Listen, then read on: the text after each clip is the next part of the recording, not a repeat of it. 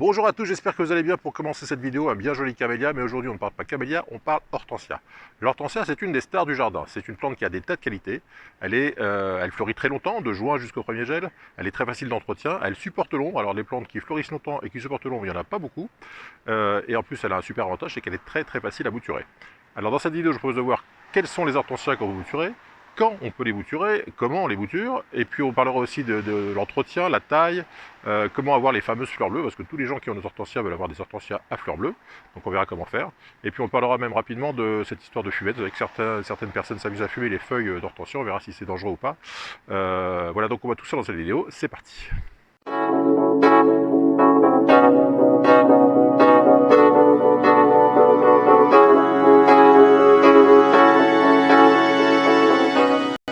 Alors pour commencer cette vidéo, je vais vous montrer à quel point les hortensias, qui sont en fait des hydrangeas, hortensia c'est le nom vernaculaire, mais hydrangea c'est le nom scientifique, donc à quel point les hortensias sont des plantes adaptées à l'ombre. Donc là on est au centre d'une cour de plusieurs immeubles de 7 ou 8 étages.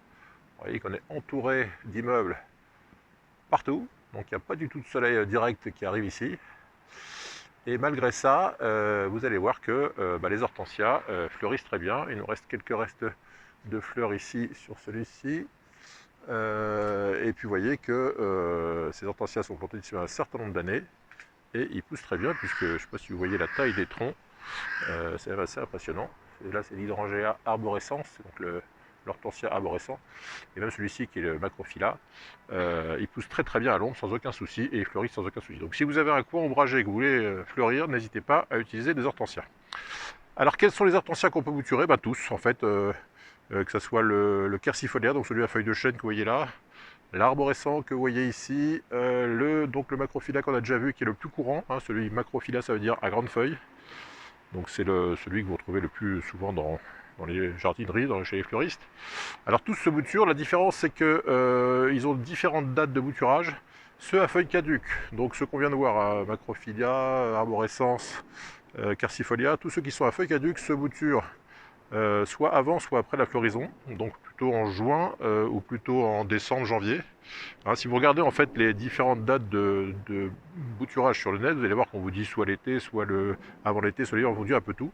C'est qu'en fait les caducs se bouturent avant ou après la floraison, donc juin ou décembre, janvier.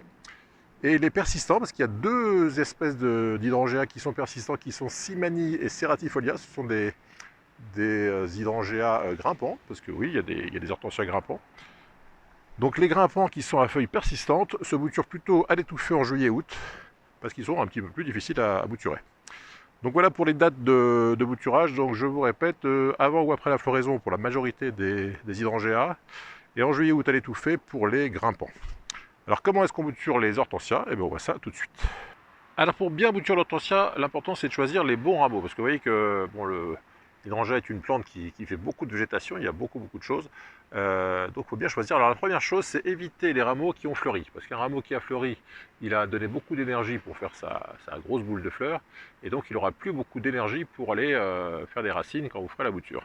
Alors donc en général on prendra plutôt un rameau latéral, et puis après il faudra trouver un rameau latéral qui ne soit pas avec un interneux trop long, parce que si vous avez des longs interneux, vous voyez que là un interneux c'est la zone qui se situe entre deux nœuds, donc ça c'est un nœud, ça c'est un nœud, donc vous savez que là vous avez 10 cm d'interneux, et si vous plantez ça vous allez avoir une longue tige et puis votre bouture, vos rameaux vous poussez en hauteur, ça va pas être très beau. Je vous ai fait un exemple ici. Vous voyez, si vous plantez votre bouture ici, elle va raciner ici, et vos premières fleurs apparaîtront 15 cm plus haut, ce qui sera pas joli du tout.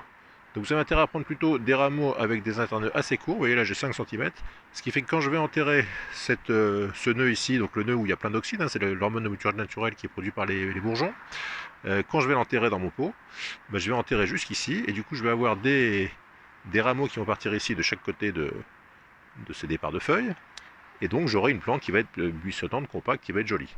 Donc attention à ne pas choisir des longs rameaux comme ça, mais bien des rameaux avec deux interneux assez rapprochés. Donc je vais essayer de vous en trouver une sur la plante pour couper avec vous, comme ça vous verrez bien. Par exemple celle-ci, vous voyez ici j'ai 5 cm, ça pourrait être pas mal, mais alors là ce qui se passe c'est que le rameau est un peu fin. Donc ça c'est pareil, ça risque de pas bien tenir, pas bien résister à l'hiver. Je vais regarder au-dessus. Donc sur celle-ci j'ai pas de fleurs.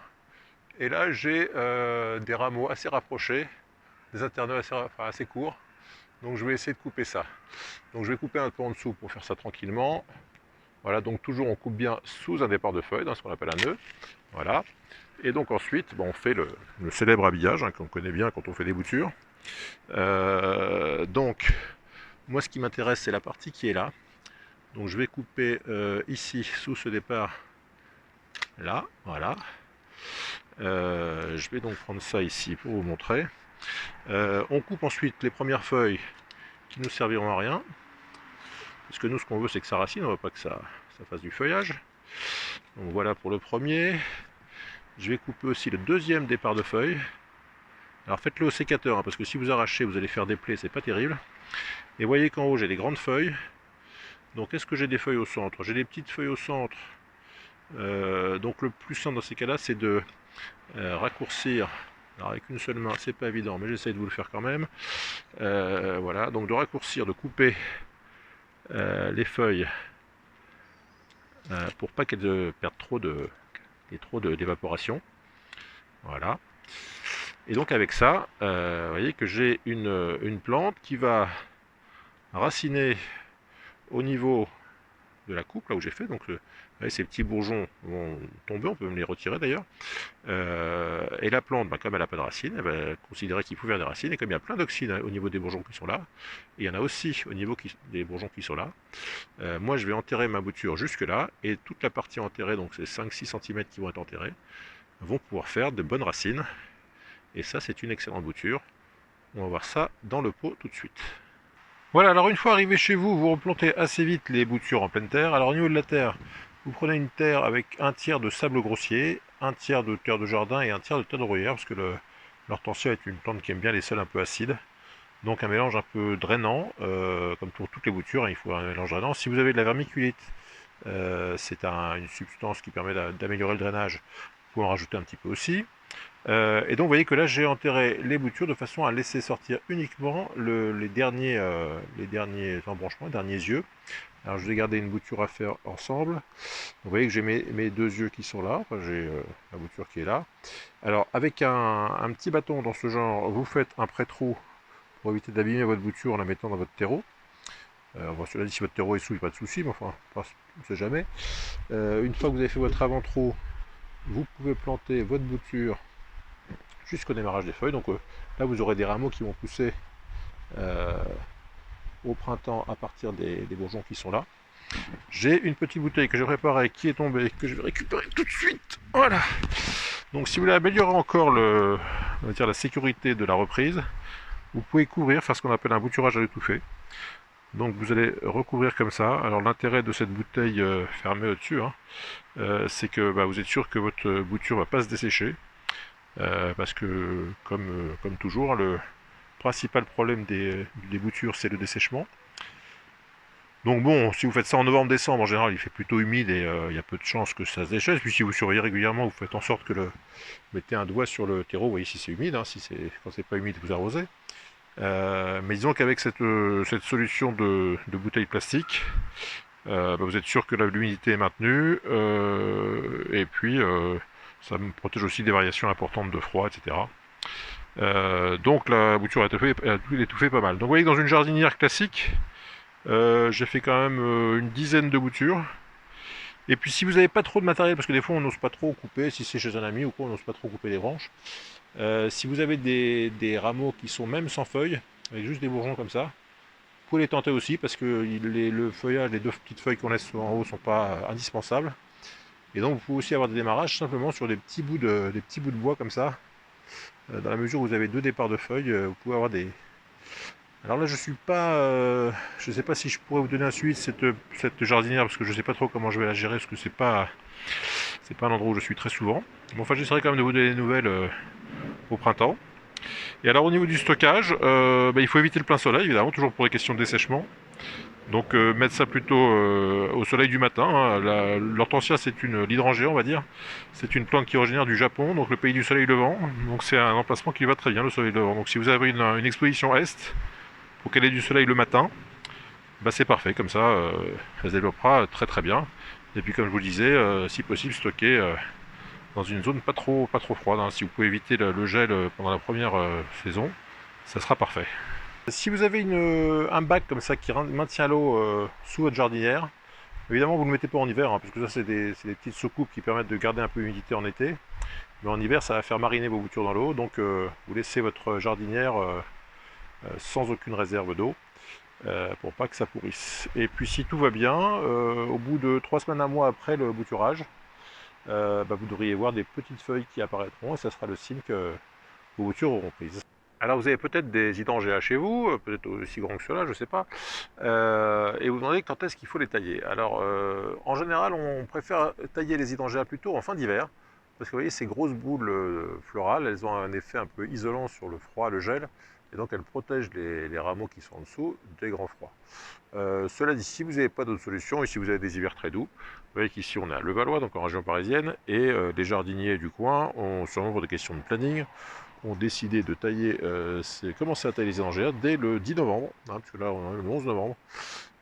Donc on peut tout à fait tailler les hydrangeas tôt dans la saison, mais disons que si vous êtes dans des zones froides, en montagne ou je ne sais où, des hivers où il fait des gels un peu forts, vous avez tout intérêt à les tailler plutôt en fin d'hiver pour qu'ils soient protégés par donc les têtes florales.